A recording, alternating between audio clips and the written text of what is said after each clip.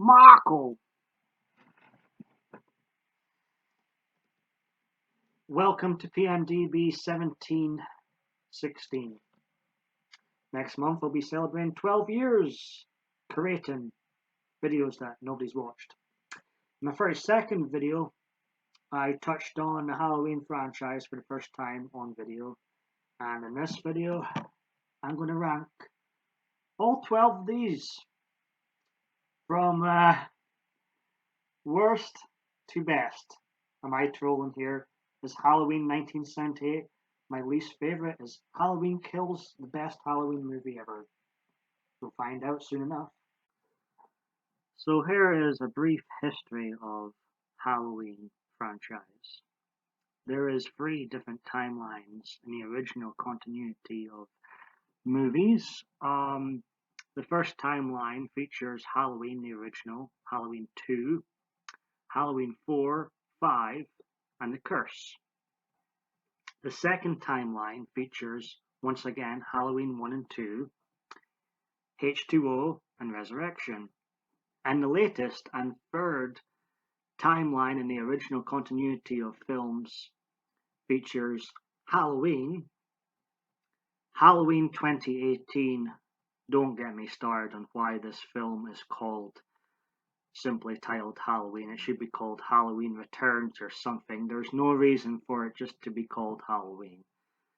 Yes, Rob Zombie's Halloween film should be called Halloween because it's starting again. It's starting fresh. It's his vision, and it's the first of his vision.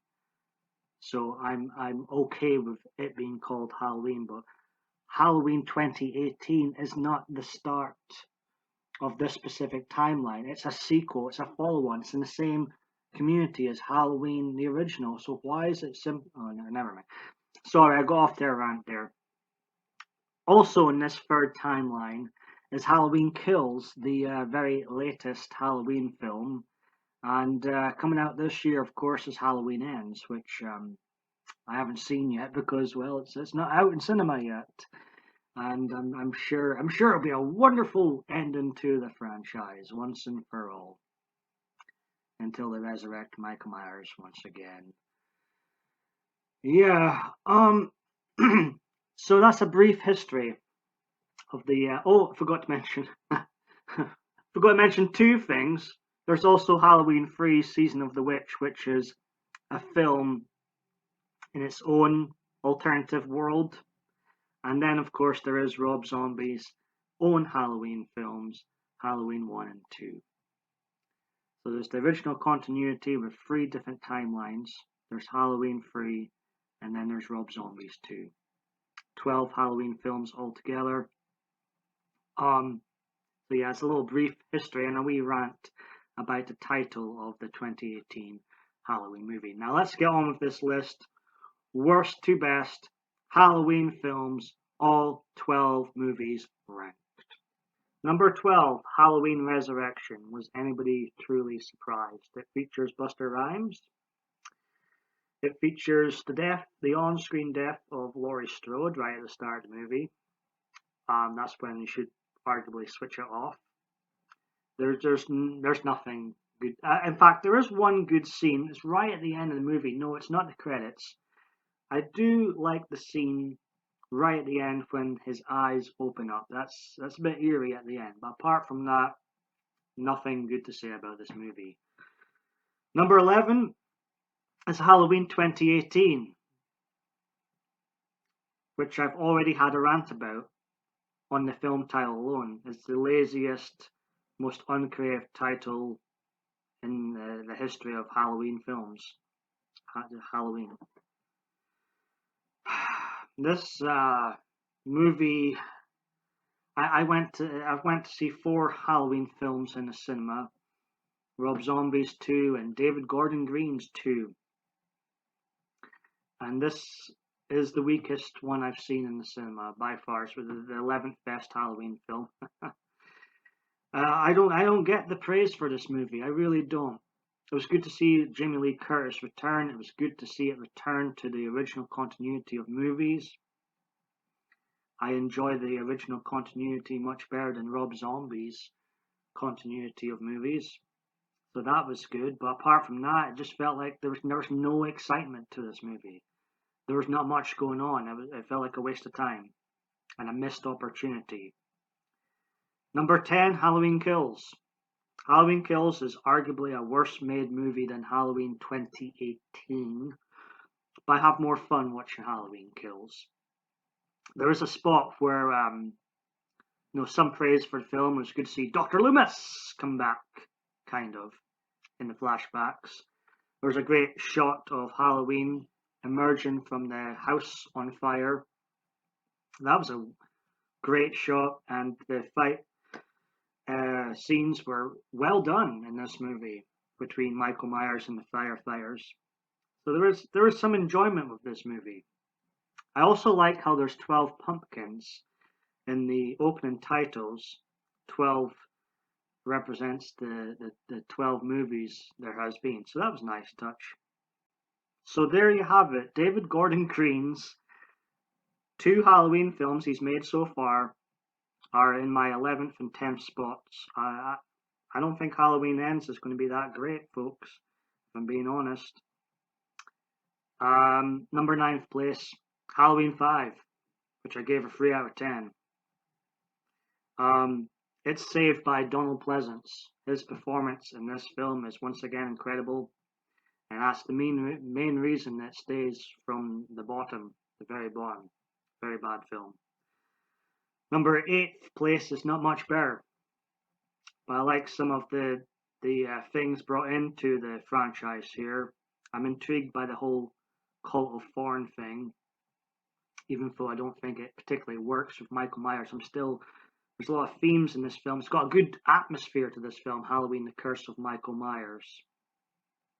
Donald Pleasance's last Halloween film, as he passed away before it was released. And he's greatly missed in the franchise following this film. But it's still overall, unfortunately, a very bad movie. In 7th spot, just missing out of the top 6, is Rob Zombie's Halloween 2, which I hated to begin with. I still don't like it too much, but it is the most unique Halloween film in the entire franchise. There's nothing quite like this movie. It's even more unique than Halloween 3, which is just above it in number 6 spot. Halloween 3, Season of the Witch. I think it had a lot of great ideas. I enjoyed the direction it went in, departing from the Michael Myers storyline, giving it a rest. And because there's a lot of storylines you could do for Halloween night or the lead up to Halloween. Number 5 on my list is a film I once again hated when I went to see it in the cinema. Rob Zombie's Halloween. Really didn't like it. But I really enjoy all the prequel parts. It's like good entertainment, even though some of the language in this film is appalling and not my cup of tea. But I am entertained by it. I'm invested in the characters at the start of this movie. It's the remake part, the reimaging part, that lets it down. There comes a point in this movie I just want it to end. I'm like, oh, just, get on with it. I end the film. It was good to begin with. I enjoyed it. I got invested in the characters, but towards the end, and then you can't really see what's going on. This is one of the major gripes I've got with Rob Zombie's Halloween films.